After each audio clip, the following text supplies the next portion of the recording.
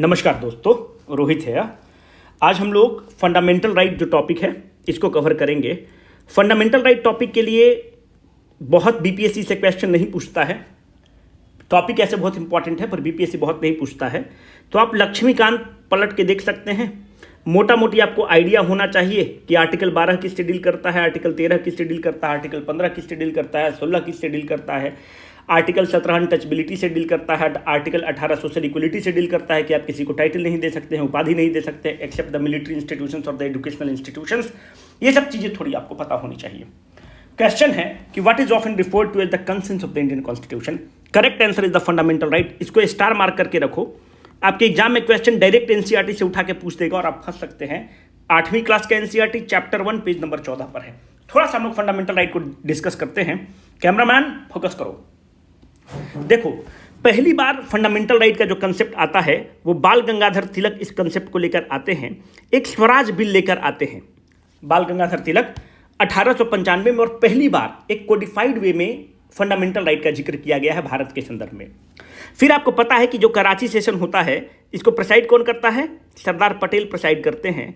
अब कब प्रेसाइड करते हैं कमेंट सेक्शन में बताना कि 1931 में करते हैं क्या, कि 1930 में करते हैं, कि 1929 में करते हैं। तो अब ये 2-3 चीज़ तुमको पता होना चाहिए कि लाहौर सेशन कब होता है, कराची सेशन कब होता है। लाहौर सेशन की अध्यक्षता जहां पर पूर्ण स्वराज की बात होती है वो पंडित नेहरू करते हैं। कराची सेशन जो अधिवेशन होता है उसका अध्यक्षता सरदार पटेल करते हैं। अब देख के बताना कि 1931 में करते हैं कि कब करते हैं। देखो, जो फंडामेंटल राइट है they are often referred to as the consents of the Indian constitution. NCERT से लाइन उठाया हुआ है।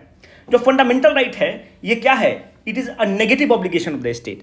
अगर आप इसका स्टेटमेंट देखेंगे तो बोलेगा the state shall not discriminate on the basis of the caste, creed, religion, faith. The state shall not do, मतलब स्टेट के पास पावर बहुत ज्यादा होगा तो वो स्टेट को रिस्ट्रिक्ट करेगा कि स्टेट को क्या नहीं करना चाहिए। तो fundamental right is a negative obligation of the state. आगे हम आपको directive principles of the state policy बताएंगे जिसको राज्य का नीति निदेशक तत्व बोलते हैं। That is a positive obligation of the state. आप उसका वर्डिंग देखेंगे तो बोलेगा the state shall do this, state shall use schemes to eliminate poverty, state shall take measures to curb the killing of the cow, calf etcetera. तो वहां पर जो state का वर्डिंग होता है वो पॉजिटिव टोन में होता है। यहां पर स्टेट के लिए जो वर्डिंग है वो नेगेटिव टोन में है कि स्टेट को क्या नहीं करना चाहिए। This is very important. So it is a negative obligation of the state. State को रोकता है कि तुमको क्या नहीं करना चाहिए। दो फंडामेंटल राइट जो होता है क्या ये केवल स्टेट के खिलाफ है, केवल राज्य के खिलाफ है? जब हम स्टेट बोल रहे हैं तो इसका मतलब क्या होता है? स्टेट मतलब केंद्र की सरकार, स्टेट मतलब राज्य की सरकार, स्टेट मतलब म्युनिसिपैलिटी की सरकार। तो is the fundamental right only against the state? The answer is no. It is against the state and against the individual. This has to be very categorically clear in your mind. Exam में statement frame कर सकता है कि the fundamental right is only against the state. No, it is against the individuals to.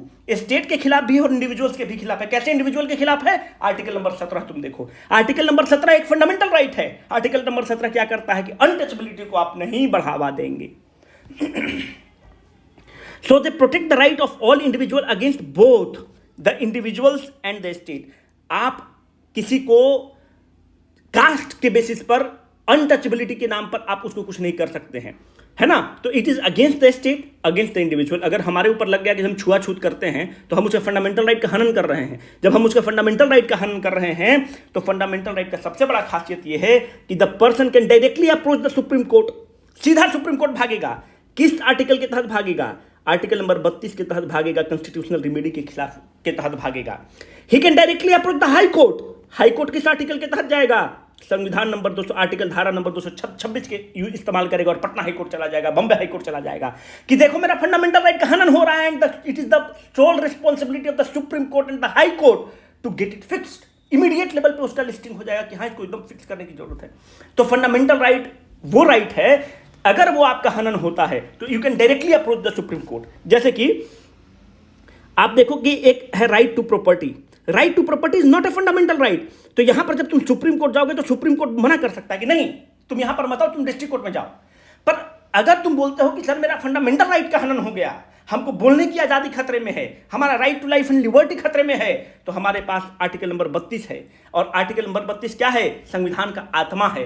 संविधान का आत्मा इसलिए है क्योंकि इसके through you can directly approach the apex court, और एपेक्स कोर्ट मना नहीं कर सकता है कि हम तुम्हारा नहीं सुनेंगे, क्योंकि fundamental right each and every individual, rickshaw वाला, ठेला वाला, रेडी वाला, पटरी वाला, किसी का भी फंडामेंटल राइट का हनन होगा, they can directly approach the supreme court. In others matters usually होता है कि you approach the district court, district court से खारिज होगा तो आप जाएंगे हाई कोर्ट, हाई कोर्ट से खारिज होगा तो आप जाएंगे सुप्रीम कोर्ट। जैसे कि बहुत ऐसा केस हुआ, अरविंद केजरीवाल का केस हुआ, सीधा अरविंद केजरीवाल सुप्रीम कोर्ट में चले गए कि देखो हमको ईडी के तहत फंसाया जा रहा है, सुप्रीम कोर्ट का कि हम नहीं सुनेंगे, चुपचाप हाई कोर्ट तुम चले जाओ। तो वहां पर तुम जा सकते हो हाई कोर्ट, पर फंडामेंटल राइट के केस में सीधा तुम सुप्रीम कोर्ट जा सकते हो, और सुप्रीम कोर्ट मना नहीं कर सकता है, नहीं कर सकता है, नहीं कर सकता है, क्योंकि उसकी जिम्मेवारी है कि तुम ईच एंड एवरी इंडिविजुअल का अगर फंडामेंटल राइट का हनन होगा तो तुम उसको रीइंफोर्स करोगे, उसको बचाओगे। I hope I have made my point very terse and clear.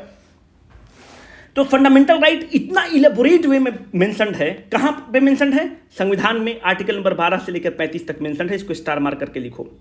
इतना इलेबोरेटली डिस्कस किया गया है कि इसको Magna carta of the Indian constitution कहा जाता है, कि मैग्ना कार्टा मतलब बहुत डिटेल में, बहुत वृहद रूप में लिखा गया है इसको। हम लोगों ने फंडामेंटल राइट का कंसेप्ट कहां से उठाया था? हम लोगों ने अमेरिका के संविधान से उठाया था। स्टार मार करके लिखो, एग्जाम में पूछेगा।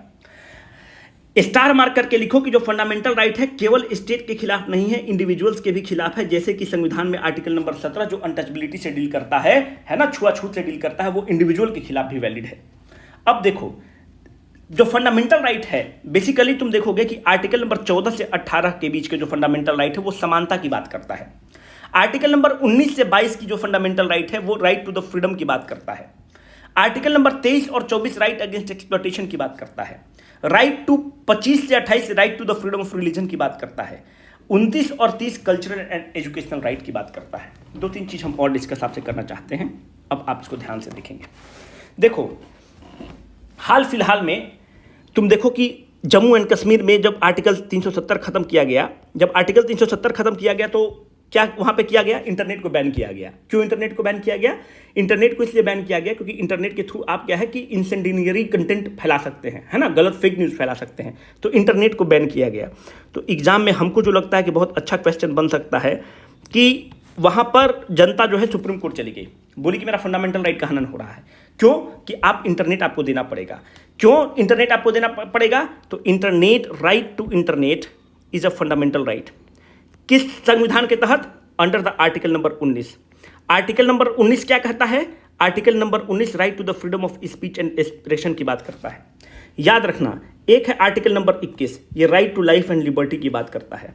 एक है आर्टिकल नंबर 19, ये right to the freedom of speech and expression की बात करता है। एक नंबर पे the most important democratic right, fundamental right क्या है? Right to life and liberty. जब हम right to life and liberty बोलते हैं तो right to dignified life and liberty बोलते हैं। राइट टू लाइफ मतलब ये नहीं है कि हम कूड़ा करकट की जीवन जिएंगे। राइट टू लाइफ का मतलब होता है कि हमको फ्रेश एयर मिलना चाहिए, फ्रेश इन्वायरमेंट मिलना चाहिए, अच्छा पब्लिक ट्रांसपोर्ट मिलना चाहिए, अच्छा हमको हेल्थ मिलना चाहिए। तो right to a dignified life है राइट टू आर्टिकल 21 के तहत। आर्टिकल नंबर 19 2 नंबर के पैदान पर है। एक नंबर पे राइट टू लाइफ है, दूसरे नंबर पे right to the freedom of speech and expression है। Right to freedom of speech and expression का मतलब हमको बोलने का अधिकार होना चाहिए, सरकार की हमें भर्त्सना करने का अधिकार होना चाहिए। किसी मायने में हमें सुप्रीम कोर्ट को भी भर्त्सना करने का अधिकार है, एक लिमिट के बाद नहीं, पर हम सुप्रीम कोर्ट का on the ground of the merit, तर्क के हिसाब से हम सुप्रीम कोर्ट की भर्त्सना कर सकते हैं। तो अगर आपसे एग्जाम में कभी पूछेगा कि एक नंबर पे सारे फंडामेंटल राइट में एक नंबर पे कौन स्थान है, तो right to life and liberty 21 number.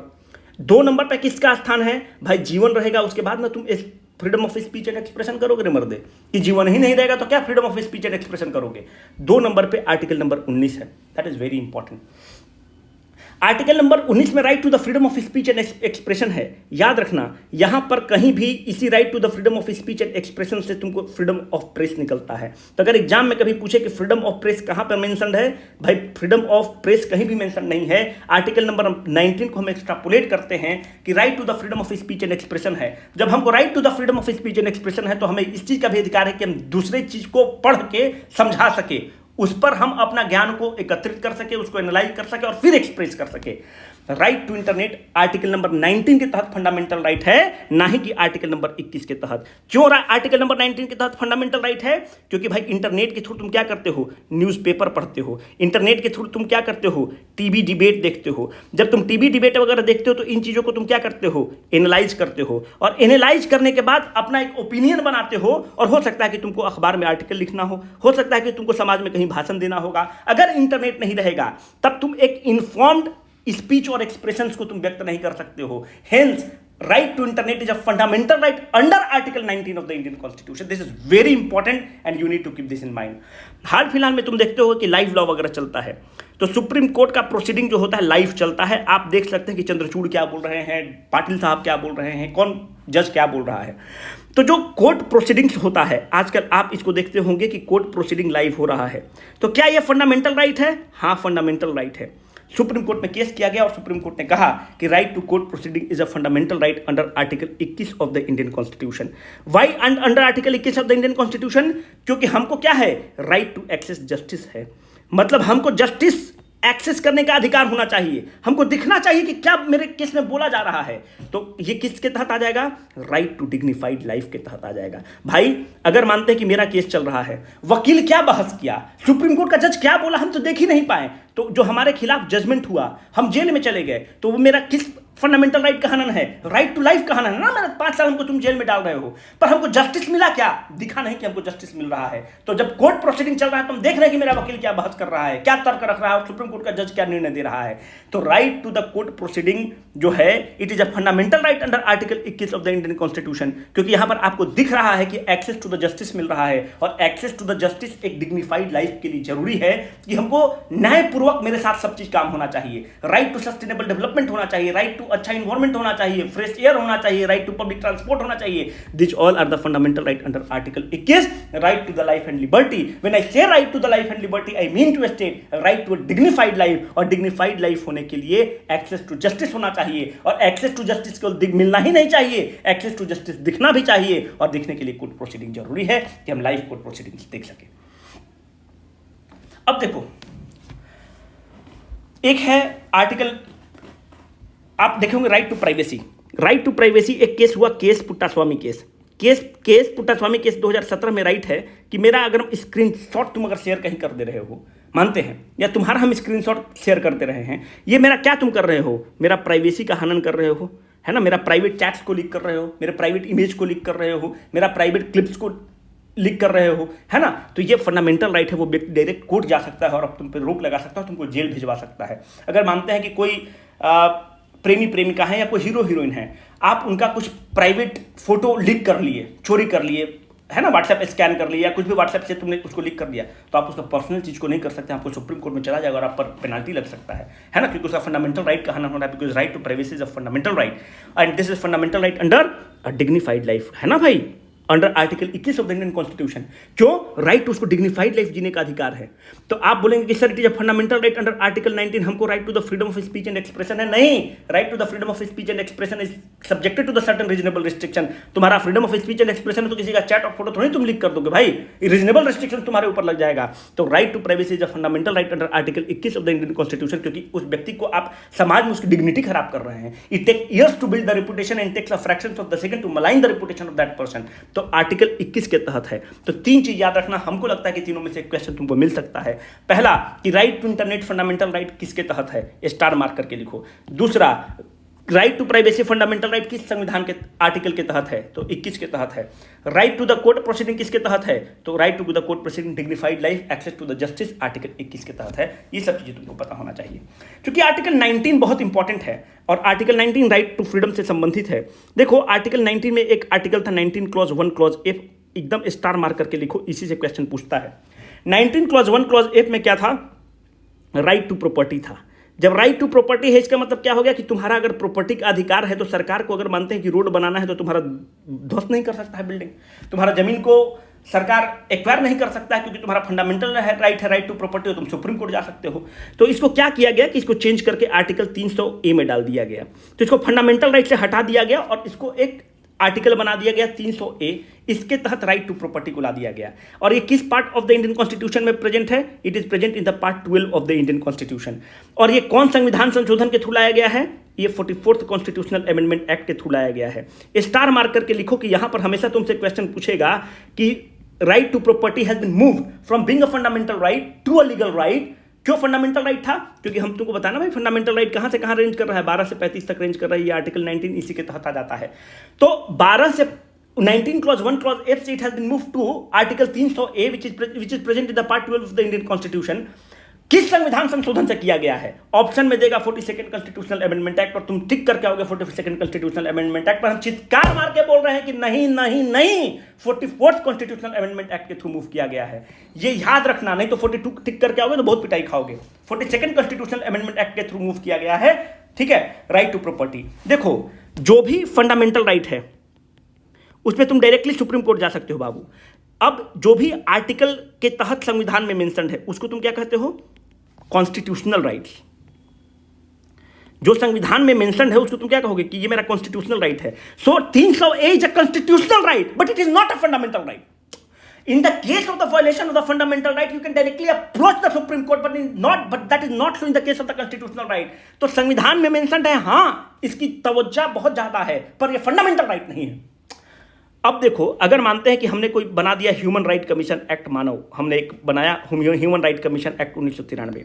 अगर हम एक्ट की बात कर रहे हैं तो इसका मतलब हम कहां से इसको पास किए हैं? देश के पार्लियामेंट से बाबू पास किए हैं।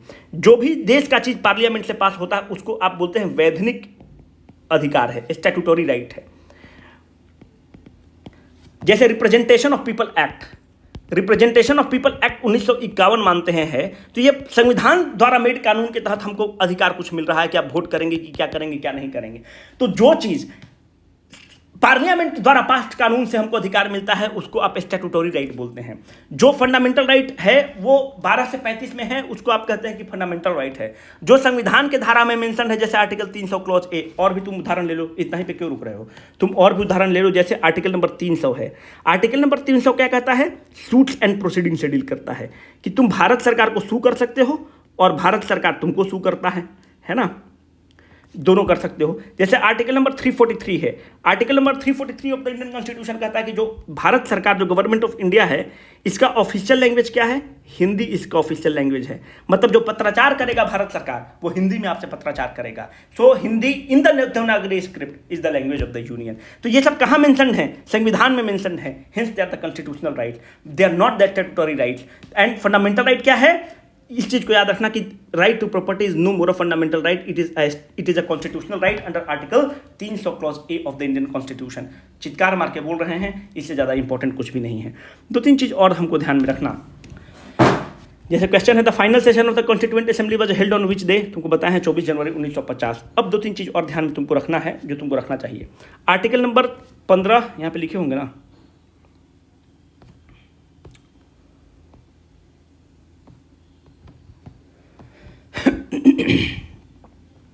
सॉरी, कहीं तुम लोग को लिख के हम दिए हैं, आगे बता देंगे। हाँ देखो, article number 15, article number 16, article number 19, article number 29 और आर्टिकल नंबर 30 ये केवल सिटीजन्स को अधिकार है। मतलब विदेशी आदमी को अधिकार ये नहीं है, ओनली टू द सिटीजन्स। बाकी जितने भी अधिकार हैं वो इंडियन सिटीजन्स को भी हैं, बाहरी लोगों को भी है। आर्टिकल नंबर 15, 16, 19, 29, 30 केवल इंडियन सिटीजन्स को अधिकार हैं। तो तुम बोलोगे कि सर ये तो आप केवल रटवा दिए। नहीं रटवाए ना। देखो, आर्टिकल नंबर 19 के तहत तुमको हम क्या बोले बाबू? आर्टिकल नंबर 19 के तहत कहे कि राइट टू इंटरनेट एक फंडामेंटल राइट है। जब राइट टू इंटरनेट एक फंडामेंटल राइट है, इसका मतलब बाबू क्या हुआ कि अगर मानते हैं कि हम इंडियन सिटीजन हैं और एक आदमी USA का सिटीजन है, भारत में अगर उसको इंटरनेट इंडियन को नहीं मिल रहा है, he can directly approach the supreme court और कहेगा कि इंटरनेट दो, नहीं दोगे तो दिक्कत होगा, फंडामेंटल राइट है। अमेरिका का सिटीजन मांग सकता है क्या? अमेरिका का सिटीजन नहीं मांग सकता, क्योंकि राइट टू इंटरनेट उसका फंडामेंटल राइट नहीं है। He can not approach the supreme court. In the case of the article number 21, क्या Indian citizen can approach the supreme court? Yes. Can American citizen approach the supreme court? Yes, क्योंकि उसको भी valid है article number 21। It is not restricted only to the Indian citizen, है ना। 15, 16, 19, 29, 30। तो right to privacy आप American citizen का खत्म कर सकते हो क्या? नहीं कर सकते हो। क्यों नहीं खत्म कर सकते हो? Right to privacy is a fundamental right under article 21, और अंडर आर्टिकल 21 जो है वो इंडियंस के लिए भी वैलिड है और विदेशी के लिए भी वैलिड है, पर ये जो कुछ राइट्स हैं केवल इंडियन सिटीजन्स को हैं, विदेशी को नहीं है। इस चीज़ को याद रखना और इसको स्टार मार्क करके बाबू रख लो, एग्जाम में आज ना कल क्वेश्चन पूछेगा। 3 और राइट हैं जो आपको याद रखना चाहिए। एक है आर्टिकल नंबर 14, आर्टिकल नंबर 19 और एक है आर्टिकल नंबर 21। आर्टिकल नंबर 21 बताया कि 1 नंबर पे डेमोक्रेटिक राइट है क्योंकि जीवन रहेगा, उसके बाद ही फ्रीडम ऑफ स्पीच, एक्सप्रेशन, फलाना ढिमकाना है। आर्टिकल नंबर 2 बहुत इंपॉर्टेंट है कि अगर तुमको जबान ही नहीं, अपनी भावना को तुम व्यक्त नहीं कर पाओगे तो ऐसा जीवन नारकीय जीवन है। तो अगर एग्जाम में पूछता है कि 1 नंबर पर बताओ कि जो फंडामेंटल राइट सबसे 1 नंबर पर है वो right to life and liberty है। 2 नंबर पे क्या है बाबू? तो 2 नंबर पे आपको है right to the freedom of speech and expression. 3 number पे आप हमसे पूछोगे या आपसे क्या कॉन्स्टिट्यूशनल एक्सपर्ट से पूछोगे तो आर्टिकल नंबर 14 को कहा जाता है। और ये तीनों आर्टिकल को क्या कहा जाता है? गोल्डन ट्रायंगल कहा जाता है। गोल्डन ट्रायंगल मतलब ऐसे हो गया, article number 14, article number 19, article number 21। These 3 articles are called as the golden triangle of the fundamental rights. Article number 14 बाबू किससे डील करता है? Article number 14 equality before the law से डील करता है। आर्टिकल नंबर 14 किससे डील करता है? Article number 14 में एक इक्वलिटी बिफोर द लॉ है, एक equal protection of the law है। दोनों बहुत इंपॉर्टेंट है। इक्वलिटी बिफोर द लॉ मतलब क्या हो गया कि कानून के नज़र में सब लोग बराबर हैं। Equal protection of the law क्या हो गया? ये कहता है कि अगर कोई व्यक्ति डिफरेंट कंडीशन में प्लेस्ड है हम उसको स्पेशल ट्रीटमेंट दे सकते हैं। और यहीं से शेड्यूल्ड कास्ट की जेनेसिस होती है, शेड्यूल्ड ट्राइब की जेनेसिस होती है, ओबीसी की जेनेसिस होती है। क्योंकि शेड्यूल्ड कास्ट के लोग हैं वो 200-200 साल, 300-300 साल तक असमानता का फेस किए हैं, डिस्क्रिमिनेशन फेस किए हैं, तो इनको हमने अलग कैटेगराइज कर दिया। शेड्यूल्ड ट्राइब लोग को हमने वो मतलब उनको आप डिस्क्रिमिनेट किए हैं, ओबीसी को डिस्क्रिमिनेट किए हैं। तो ये जो सब कैटेगराइजेशन हो रहा है जात के रूप में, ये आर्टिकल नंबर 14 के तहत हो रहा है।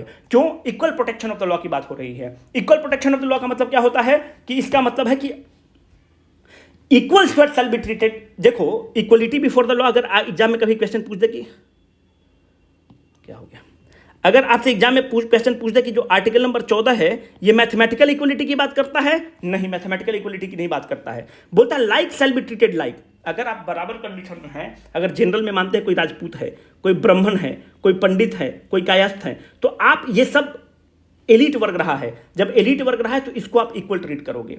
ओबीसी एक कैटेगराइजेशन है, यादव हैं, कुर्मी हैं, कुशवाहा हैं, तो इनको तुम एक लेवल में ट्रीट करोगे, इनका एक ग्रुप रहा है। शेड्यूल्ड कास्ट में चमार हैं, पासी हैं, पासवान हैं, तो इनको तुम एक साथ में ट्रीट करोगे। इनको आपस में एक बार में करो, इनको आपस में करो, इनको आपस में एक बार में ट्रीट करो। इक्वलिटी बिफोर द लॉ का मतलब क्या होता है कि जैसे देखो आदमी बोलता है कि 2 लाख रुपया तक कोई टैक्स नहीं लगेगा। मानते हैं कि उदाहरण के तौर पर दे रहे हैं, 5 लाख अगर हुआ तो 10% टैक्स लगता है, मानते हैं। 8 लाख हुआ तो 20% मानते हैं टैक्स लग रहा है। तो जो 5 लाख कमा रहा है इसको भी 2 लाख पर कोई टैक्स नहीं देना पड़ता, इसको जो एक्स्ट्रा 3 लाख कमा रहा है उस पर टैक्स देना पड़ रहा है। जो 8 लाख रुपया है इसको 2 लाख रुपया पर कोई टैक्स नहीं देना पड़ रहा है, इसको 6 लाख रुपया पर टैक्स देना पड़ रहा है। क्यों देना पड़ रहा है? Equality before the law. आप 2 लाख क्यों माफ किए? सरकार कहती है भाई कि एक जीवन जीने के लिए रोटी सबको चाहिए, तेल सबको चाहिए, मकान सबको चाहिए, बिजली बिल सबको देने के लिए खर्चा मोटा मोटी 2 लाख रुपया आता है, तो जो भी 2 लाख रुपया कमाएगा उसमें हम टैक्स नहीं लेंगे। अंबानी भी अगर मानते हैं कि अगर 100 लाख रुपया कमा रहा है तो उसको 2 लाख रुपया जो शुरू वाला 2 लाख रुपया है उस पर कोई टैक्स नहीं लेगा, क्योंकि इक्वलिटी बिफोर द लॉ है, उसको भी बिजली पानी देना है। तो सरकार के नजर में सब बराबर हैं, ठीक है, क्योंकि सबको रोटी बिजली पानी सबकी जरूरत पड़ेगी, तो 2 लाख पे कोई टैक्स नहीं लगेगा। जो 5 लाख पे टैक्स लगेगा वो 3 लाख के ऊपर लगेगा। तो सिमिलर कंडीशन में सरकार क्या कर रही है? सबको बराबर ट्रीट कर रही है। पर अगर मानते हैं कि तुमको दौड़ लगाना है तो ऐसे दौड़ लग रही है, अब तुम ये आदमी ए है, ये आदमी बी है, ये आदमी सी है, तुमको पता होगा ना कि जो अंदर वाला है ये सबसे कम डिस्टेंस पे है, बी वाला का ज़्यादा डिस्टेंस ट्रेवल करना पड़ेगा, सी वाला को और ज़्यादा डिस्टेंस ट्रेवल करना पड़ेगा। तो आप तीनों को यहाँ से नहीं दौड़ा सकते हो ना। आपको दौड़ाने के लिए क्या करना होगा? ए अगर यहाँ है तो बी को यहाँ रखना पड़ेगा, सी को यहाँ रखना पड़ेगा। तो आप क्या कर रहे हैं? It is not equality before the law, it is the equal protection of the law, क्योंकि इसको हम आगे रख रहे हैं क्योंकि इसको ज़्यादा डिस्टेंस ट्रेवल करना पड़ रहा है। शेड्यूल्ड कास्ट को स्पेशल ट्रीटमेंट और रिजर्वेशन इसलिए दे रहे हैं क्योंकि उसके साथ वो बहुत पिछड़ गया है 2 साल के डिस्क्रिमिनेशन से। शेड्यूल्ड ट्राइब बहुत पिछड़ चुका है 2 साल के डिस्क्रिमिनेशन से, है ना, तो इसलिए उसको दिया जा रहा है। अब आपको हम होमवर्क दे रहे हैं कि आप मुझे बताइए कि इक्वलिटी बिफोर द लॉ किस देश के कॉन्स्टिट्यूशन से लिया गया है, equal protection of the law किस देश के संविधान से इस आइडिया को लिया गया है। ऑप्शन है United states of America, Canada, Australia, Britain. दोनों के लिए ऑप्शन ये है, आप इसको बताइएगा। अब देखिएगा कि इसको ब्रिटेन है क्या। Equal protection of the law, equal protection of the law हम अमेरिका से लिए हैं क्या, तो इसको आप थोड़ा सा देखिएगा और इस तरह से आप इसको डील करिएगा। तो जो जो इंपॉर्टेंट फंडामेंटल राइट्स हैं हम लोगों को पता होना चाहिए। अगर फंडामेंटल राइट नहीं पता होगा तो हम लोगों को थोड़ा सा दिक्कत होगा। ज़्यादा फंडामेंटल राइट पे फोकस नहीं रहता है, पर फिर भी हम लोगों को थोड़ा सा तो पता होना चाहिए। अच्छा, ये क्वेश्चन क्या था बाबू? एक second.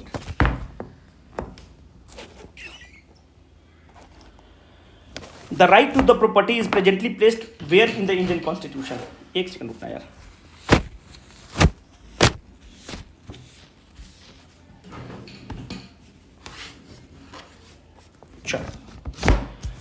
Right to property is presently placed where in the Indian constitution? Article number 300A part 12 of the Indian constitution. इसको स्टार मार के करो, आज न कल तुम्हारे एग्जाम में क्वेश्चन मिलेगा। और यहां पर एक चीज और ऐड कर देना कि यह 44th कॉन्स्टिट्यूशनल अमेंडमेंट एक्ट के थ्रू ये बना है। Identify the correct statement with respect to the Article 20 of the Indian Constitution, which is protection in respect of the conviction for the offence.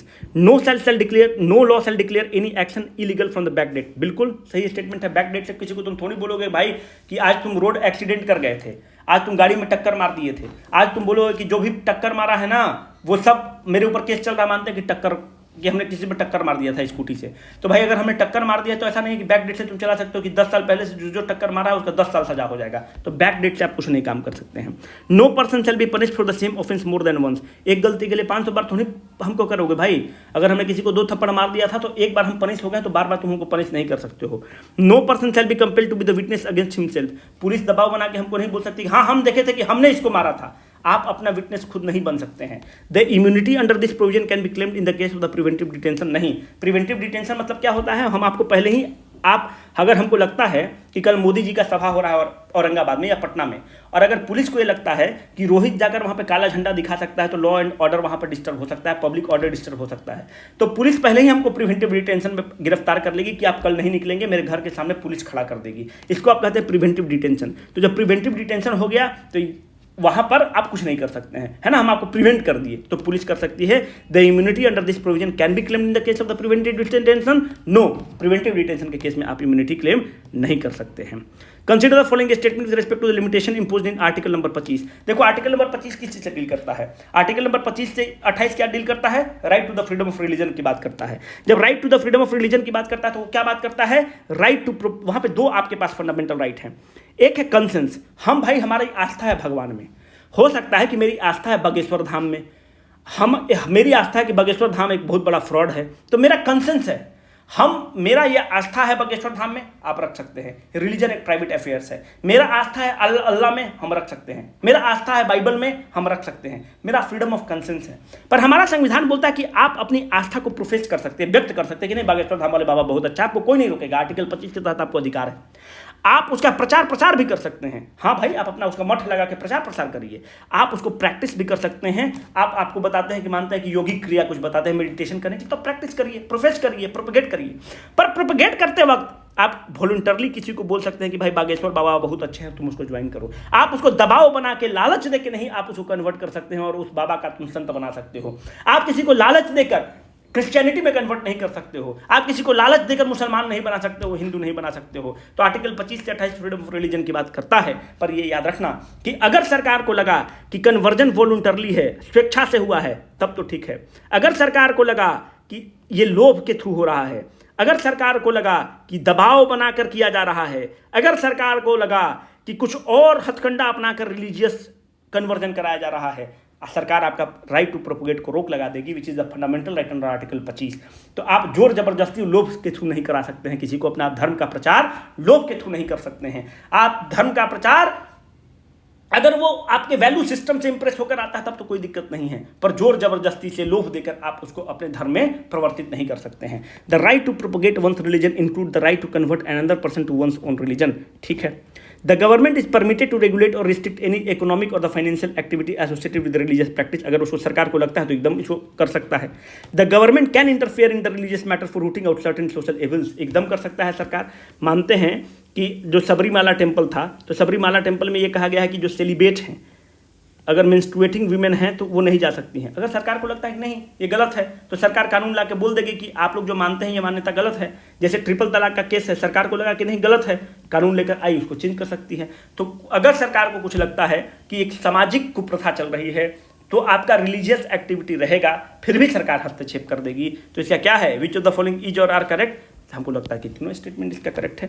NCERT Indian constitution at work, the right to propagate one's religion include right to convert another person to one's, नहीं गलत हो गया, the right to propagate one's religion includes a right to convert another person to one's own religion. हाँ, convert कर सकते हैं पर forceful conversion नहीं होना चाहिए। The government is permitted to regulate और restrict any economic or financial activity associated with religious practice. हाँ, अगर सरकार को लगता है तो आपको रिस्ट्रिक्ट जरूर कर देगी। द गवर्नमेंट कैन इंटरफेयर, एकदम कर सकती है, अगर कुछ सोशल एविल है तो जरूर कर सकती है। तो सबको पानी पी लेने दो, है ना। ये क्वेश्चन तुम लोग अटेम्प्ट करो, which one of the following cases deals with the procedure. क्या है ना कि एसी पूरा बंद रहता है, नहीं तो आवाज़ एसी का ले लेता है, पंखा भी बंद रहता है, क्योंकि फिर पंखा का आवाज़ ले लेता है, तो एकदम बेचैनी सा हो जाएगा, है ना। विच of the following cases deals with the procedure established required by the police and other. ये बहुत इंपॉर्टेंट क्वेश्चन है। देखो एमसी मेहता केस वगैरह तुम थोड़ा सा, तुम लोग को उम्मीद करते हैं कि सब पता होगा तुम लोग को एमसी मेहता केस। अगर नहीं पता होगा तो देखो एग्जाम में बहुत ज़्यादा आने का चांसेस है ना। हमको थोड़ा पानी पी लेने दो, तुम लोग इसको अटेम्प्ट करो।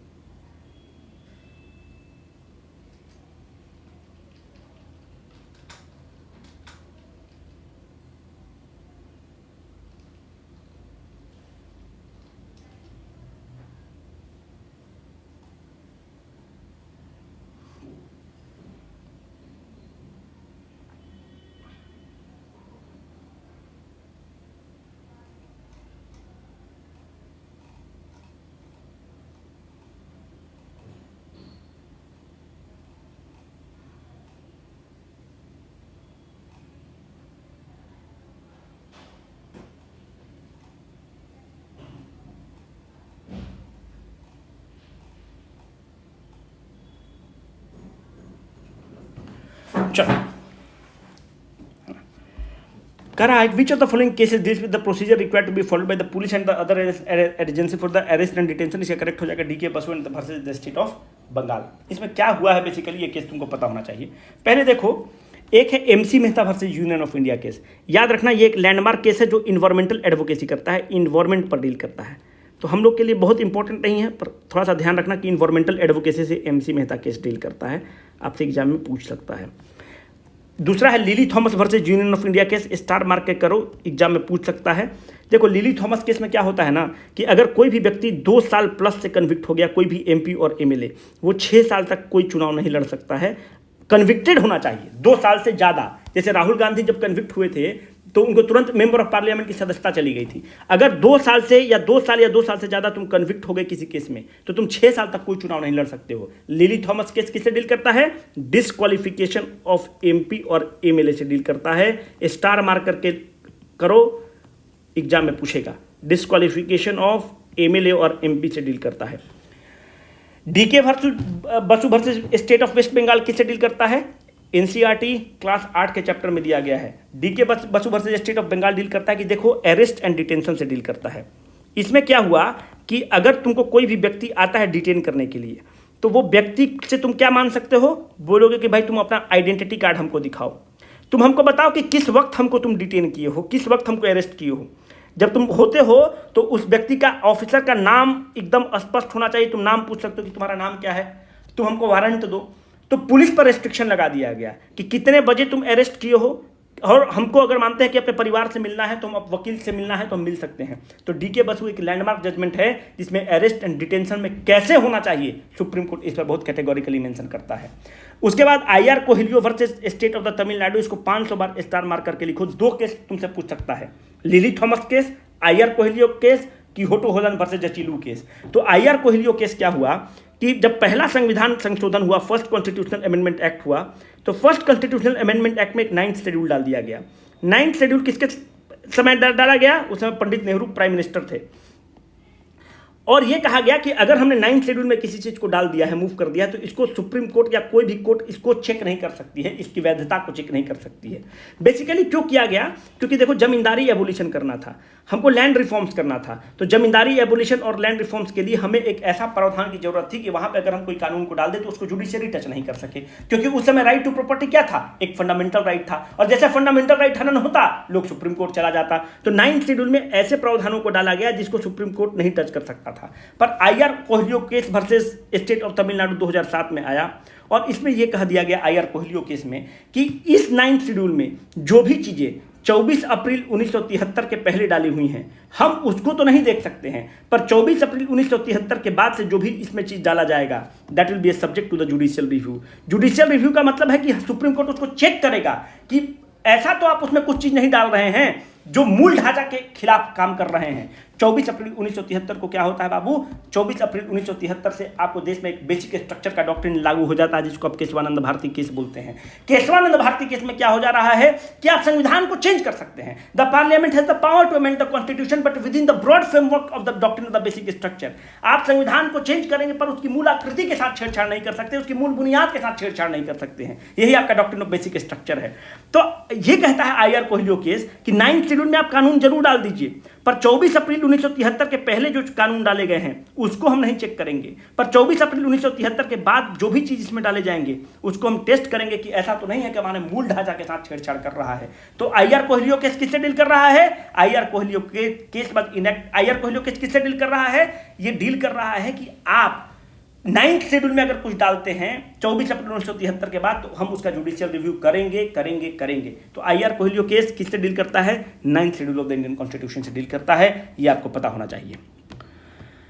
Examination of the social equality and the educational status of Muslim community was the chief purpose of which of the following committee. आपको पता होना चाहिए, इसको स्टार मार्क करके लिखो। बीपीएससी हमेशा कमेटी के बारे में पूछता है, इसका सच्चर कमेटी इसका करेक्ट आंसर है, पर हम लोग को थोड़ा सा पता और भी होना चाहिए। धेबर कमेटी किससे डील करता है बाबू? Dhebar committee particularly vulnerable tribal group से डील करता है। वो ट्राइबल ग्रुप जिनकी स्थिति ट्राइबल्स में भी बहुत खराब है, जैसे कि असुर, एकदम ही इनकी स्थिति खराब है। पहाड़िया, एकदम स्थिति खराब है। बिरजिया, बिरहोर, वो ट्राइबल ग्रुप जैसे संथाल्स, ओरांव, मुंडा, इनकी स्थिति अच्छी है, पर असुर, बिरजिया, बिरहोर, पहाड़िया, सौरिया पहाड़िया, माल पहाड़िया, इनकी स्थिति और भी खराब है। तो ऐसे ट्राइबल जिनका ट्राइबल ग्रुप के अंदर भी बहुत स्थिति खराब है और बहुत पिछड़ेपन है, उनको पर्टिकुलरली वल्नरेबल ट्राइबल ग्रुप कहते हो। उसके लिए एक कमेटी बनती है जिसका नाम है धेबर कमेटी। एनसीईआरटी में चैप्टर नंबर 7 पेज नंबर 89 पर मेंशन है, बहुत इंपॉर्टेंट है, पूछ सकता है। जस्टिस रोहिणी सिंह कमेटी किससे डील करता है? It deals with the sub categorization of the OBC. OBC समुदाय में सब कैटेगराइजेशन से डील करता है, उसके अंदर भी क्लासिफिकेशन से डील करता है। केवी कमात कमेटी किससे डील करता है? Post Covid recovery and the restructuring of the corporate loan से डील करता है। तो केवी कमात उतना इंपॉर्टेंट नहीं है, पर आपके लिए ये बहुत इंपॉर्टेंट है धेबर कमेटी। सच्चर कमेटी किससे डील करता है? सच्चर कमेटी राजेंद्र सच्चर, जस्टिस राजेंद्र सच्चर थे, उनके अंदर एक कमेटी बनती है, और सच्चर कमेटी ये कहता है कि जो मुसलमानों की स्थिति है वो तो बहुत खराब है, बहुत दयनीय स्थिति है मुसलमानों की। अगर आप सच्चर कमेटी को देखेंगे तो इनकी पॉपुलेशन में मात्र 3% IAS ऑफिसर हैं, मात्र 4% IPS ऑफिसर हैं, और इनकी जो स्थिति है शेड्यूल्ड कास्ट और शेड्यूल्ड कम्युनिटी से भी खराब है। इससे इनको हैंड होल्डिंग प्रोवाइड करने की जरूरत है, इनको आगे बढ़ाने की जरूरत है। और ये सच्चाई है कि मैक्सिमम मुसलमान आपको मिलेंगे तो कुछ लोग पढ़े लिखे हैं, बाकी लोग क्या मिलता है? पंचर की दुकान पर मिलता है, एसी रिपेयर में आपको मिल जाएगा। अरे भाई, वो एसी रिपेयर करने के लिए नहीं बना है, उसको आप अच्छे अच्छे स्किल्स दीजिए, वो कंप्यूटर चलाने के लिए भी बना है, वो देश में आगे बढ़ने के लिए बना है, केवल पंचर रिपेयर और पेंटर बनने के लिए नहीं बना है ना। तो उनकी स्थिति शेड्यूल्ड कास्ट और शेड्यूल्ड ट्राइब से भी खराब है, ये राजेंद्र सच्चर आयोग बोलता है। ये आपके एग्जाम के लिए बहुत इंपॉर्टेंट है, इसको आप जरूर ध्यान रखिएगा। नेक्स्ट है कि what is the total number of the seats. कुछ क्वेश्चन छूटा है ना? नहीं। नेक्स्ट क्वेश्चन है बाबू कि what are the number of the seats reserved in the Lok Sabha for the scheduled caste and the scheduled tribe respectively as of 2024। इससे question पूछें क्योंकि अभी 2024 का चुनाव हुआ है, तो आपके एग्जाम के लिए बहुत इंपॉर्टेंट होता है। 2024 का भी पार्लियामेंट का इलेक्शन हुआ है, तो करेक्ट आंसर हो जाएगा बाबू 84 एंड 47। अगर देखोगे तो total 543 number of the seat था, और दो जो सीट्स रहता था वो एंग्लो इंडियंस के लिए सीट था, तो एंग्लो इंडियन का सीट हटा दिया गया है। तो इस टोटल सीट में देश से टोटल 84 सीट जो है शेड्यूल्ड कास्ट के लिए है, और देश में 47 सीट्स जो है शेड्यूल्ड ट्राइब के लिए है। बहुत इंपॉर्टेंट है। अभी आपको पता होगा कि 10 साल के लिए जो रिजर्वेशन था बढ़ा दिया गया है शेड्यूल्ड कास्ट और शेड्यूल्ड ट्राइब का। ये article number 330 of the Indian constitution है। Article number 330 of the Indian constitution deals with the provision for the reservation of the seat for the scheduled caste and scheduled tribe in parliament. Lok Sabha में कैसे reservation होगा उसके लिए article 330 deal करता है। तो इसके लिए हम लोगों ने संविधान संशोधन किया, और संविधान संशोधन कौन सा लेकर आए? 104th कॉन्स्टिट्यूशनल अमेंडमेंट एक्ट लेकर आ गए। 104th कॉन्स्टिट्यूशनल अमेंडमेंट एक्ट क्या करता है? बोलता है शेड्यूल्ड कास्ट का और शेड्यूल्ड ट्राइब का 10 साल तक सीट और जो रिजर्वेशन है बढ़ा दिया जा रहा है। और 104th कॉन्स्टिट्यूशनल अमेंडमेंट एक्ट क्या करता है? 2 एंग्लो इंडियंस जिसको नॉमिनेट करते थे राष्ट्रपति महोदय, उनका नॉमिनेशन को खत्म कर दिया गया है। तो 104th कॉन्स्टिट्यूशनल अमेंडमेंट एक्ट क्या कर रहा है? एसटी और एससी का जो सीट्स का था, जो रिजर्व था, उसको 10 साल के लिए बढ़ा दिया गया। एंग्लो इंडियन के लिए जो सीट रिजर्व था 2 सीट, उसको हटा दिया गया। आपके पास और 2-3 चीज पता होना चाहिए। 101st कॉन्स्टिट्यूशनल अमेंडमेंट एक्ट किससे डील करता है? गुड्स एंड सर्विस टैक्स से डील करता है। 102nd कॉन्स्टिट्यूशनल अमेंडमेंट एक्ट किससे डील करता है? National commission for the backward class को कॉन्स्टिट्यूशनल स्टेटस दे देता है। 103rd कॉन्स्टिट्यूशनल अमेंडमेंट एक्ट किससे डील करता है? इकोनॉमिक वीकर सेक्शन सोसाइटी को 10% रिजर्वेशन देने से डील करता है। 104th कॉन्स्टिट्यूशनल अमेंडमेंट एक्ट किससे डील करता है? शेड्यूल्ड कास्ट और शेड्यूल्ड ट्राइब को रिजर्वेशन बढ़ा दिया गया है 10 साल के लिए, और एंग्लो इंडियन को जो 2 सीट था उसको हटा दिया गया है। आप इसको याद कैसे करेंगे? देखो, जब भी कोई चीज़ तुमने किसी को और जाते हो देखने, दुल्हन को देखने जा रहे हो, तो उसको क्या देते हो? 500 रुपया देते हो, 1001 रुपया देते हो, एक करके देते हो। तो जीएसटी एक नया चीज़ स्टार्ट कर रहे हुए, तो एक शुभ अंक होता है। तो 101st constitutional amendment act GST से डील कर रहा है, क्योंकि तुम नया चीज़ स्टार्ट कर रहे थे। तो ऐसा ये हम बोल रहे हैं, अपने मन से बोल रहे हैं, ऐसा कोई लॉजिक नहीं था। तो इस चीज़ को लॉजिक मत समझ लेना, इसको बस हम अपने मन से तुमको याद करने के लिए बता रहे हैं। दूसरा, 102nd में क्या है? National commission for backward class को तुम क्या दे रहे हो? आप उसको कॉन्स्टिट्यूशनल स्टेटस दे रहे हो। बैकवर्ड क्लास को दे रहे हो, बी 2 नंबर पे आता है, ए के बाद बी आता है, तो 102 जो है इससे तुम याद कर सकते हो। ईडब्ल्यूएस में 3 अक्षर है, तो 103rd कॉन्स्टिट्यूशनल अमेंडमेंट एक्ट से याद कर सकते हो। शेड्यूल्ड कास्ट और शेड्यूल्ड टाइप तो टोटल मिला लो तो 1 2 3 4 अंक का है, तो 104th कॉन्स्टिट्यूशनल अमेंडमेंट एक्ट इससे डील कर सकता है। तुम याद करने के लिए तुमको बता रहे हैं, बाकी तुम्हारे मर्जी पर डिपेंड करता है कि तुम इसको कैसे करोगे। Consider the following statement with respect to the Lok Sabha. अभी क्यों पूछ रहे हैं? 2024 का चुनाव हुआ है, बहुत इंपॉर्टेंट बन जाता है। Maximum number of the seats कहाँ है बाबू? Maximum number of the seats republic of Uttar Pradesh में है, 80 number of the seats. 2 number पे सीट किसके पास है? 48 नंबर महाराष्ट्र के पास। 3 नंबर पे सीट किसके पास है? वेस्ट बंगाल के पास। 39 नंबर ऑफ द सीट किसके पास है? तमिलनाडु के पास। बिहार में कितना सीट है? 40 मेंबर ऑफ द पार्लियामेंट है। सबसे बड़ा कंस्टिट्यूएंसी क्षेत्रफल के हिसाब से कौन है? लद्दाख। सबसे छोटा कौन सा है? चांदनी चौक। चांदनी चौक। जम्मू एंड कश्मीर में कितना सीट है? 5 सीट है। लद्दाख वाला कौन सा सीट है? 1 सीट है। टोटल सीट कितने हो गए Jammu and Kashmir? Astral Jammu and Kashmir में 6 सीट हो गए। क्वेश्चन क्या है? The state of the Uttar Pradesh है the maximum allocated seats in the Lok Sabha number 81। पहला स्टेटमेंट गलत है, 80 है। The north eastern state of the Manipur, Meghalaya, Mizoram and Nagaland have 1 seat each in the Lok Sabha. ये भी स्टेटमेंट गलत है, उनको 2-2 सीट होगा। The north eastern state of Manipur and Meghalaya have 2 seats each, while Nagaland and Mizoram are allocated 1 seat each. Important है, जो सीट का allocation है इज एज पर 1971 का सेंसस, और ये 2026 तक फ्रोज कर दिया गया है। आइडियली तुम देखो कि अभी हम लोग जो सेंसस फॉलो करते हैं 2011 का सेंसस फॉलो करते हैं, हर 10 साल पे सेंसस होना चाहिए, तो 2021 में सेंसस होना चाहिए था, पर कोविड के कारण 2021 में सेंसस नहीं होता है। तो 1971 के सेंसस को फॉलो करके हम लोग सीट का डिलिमिटेशन करते हैं, और इसको हम लोग फ्रीज कर दिए हैं 2026 तक। 2026 तक 1971 वाला ही फॉलो होगा। अब अगली वीडियो में मिलते हैं और फिर हम लोग अच्छे से डिस्कस करते हैं। Signing off for the day, Rohit.